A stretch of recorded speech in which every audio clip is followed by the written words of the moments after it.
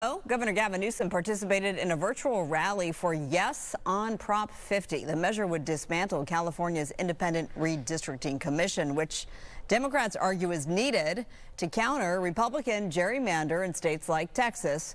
The event was postponed after Charlie Kirk's assassination last week, and it was rebranded from F Around and Find Out to Yes on 50 Voter Registration Day rally. At the top of today's event, Newsom paid respects to Kirk, saying in this moment, political debate must be held to a higher standard. It's absolutely essential that we, in the spirit of this moment, hold ourselves to a higher level of civility and accountability. In the spirit of this conversation, accountability to the moment we're in and the consequences of giving in to cynicism and anxiety and fear. Progressive podcaster there, Brian Tyler Cohen, leading the event tonight. Well, just yesterday, former Governor Arnold Schwarzenegger reiterated his opposition to Prop 50, giving critics new momentum in their fight against the measure. For more on this, let's bring in LA Times political reporter Siva Mehta. Good to have you. You were at Schwarzenegger's event at USC yesterday, but let's start with today's Yes on Prop 50 virtual rally that's still underway, I believe. They've raised, I think, about $200,000 thus far. We mentioned that it was postponed. It was rebranded to something much more benign, less contentious. How do you think Kirk's assassination overall will affect the nationwide battle over redistricting, or will it? I mean, I don't know that it'll affect the battle about redistricting, but it clearly has impacted politics across the country. I mean, the fact that they postponed the event because he was murdered, and I think just the way that people talk about politics and talk about polarization in our nation, this is one of those watershed moments that I think is going to have an impact for a long, long time.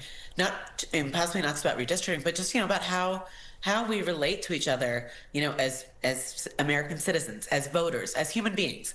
So I think that we don't know what the full reverberations of this are going to be, but I think and it might take a while to find out. But I can't imagine that we won't be talking about this for that we'll stop talking about this anytime soon. Yeah, and I mean, to that point, though, it is such a partisan issue, just like Prop 50 is such a partisan issue. Let's talk about California Democrats. Do you think that do California Democrats think that voters will buy into Prop 50? Well, I mean, I think redistricting is such an esoteric topic that if you asked the random person about, they would have no idea what you're talking about. So they all, both sides are really trying to, fashion like their arguments in a way that can connect with voters who, I mean, it's an off-year election, turnout is probably not going to be that high. And so it's like both sides have to figure out a way to fashion this argument about redistricting, which nobody knows anything about, aside from political junkies like you and I, in a way that makes it understandable. And so you see on the yes side, they are clearly making it about Trump. They're making this as stopping Trump's power grab. On the no side, they're making this about, democracy and saying that, you're taking away something that voters created. And the question is, who's more effective? And we have such a short sprint.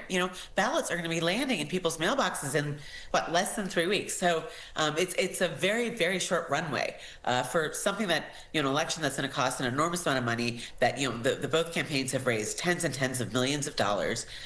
So there's just a lot going on, in a very short period of time. Yeah, you're so right that you ask the average person about the congressional maps and redistricting, and it's probably like eyes roll back and glaze over, and we're in this every day.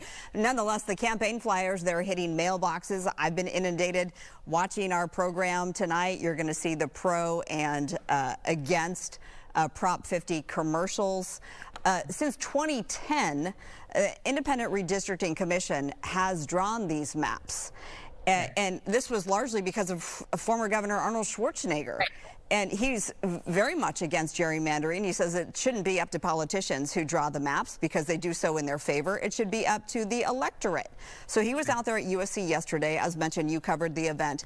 He called this Prop 50 really insane, yet, Seema, he's not actively campaigning against it. Why not? He is. Even if he's not officially campaigning against it, he is. I mean, if you look at his speech yesterday, the No on Prop 50 forces had their cameras, like their full high-tech, cameras filming it. And if we don't see that on an ad on television, I would be shocked. So he might not be a part of the official campaign, but he is certainly, vocally and publicly opposing it. But he, in the way that he can only do so. I mean, there are very few people in the state who are as well known as him, who don't have to do the traditional politics thing. I mean, if Arnold says something, it gets attention. So, I mean, he's using his unique brand and his unique style and his, worldwide, name ID to do this in his own style, which he's long done, in terms of his political pursuits over the years. Yeah, and we'll see how loud his voice is, the weight that his voice carries, because we know that Governor Newsom flew down here, as far as I understand, or came down to Los Angeles and met with him and tried to get him back on his side. And Schwarzenegger said, nope, I stand firm. I'm against gerrymandering.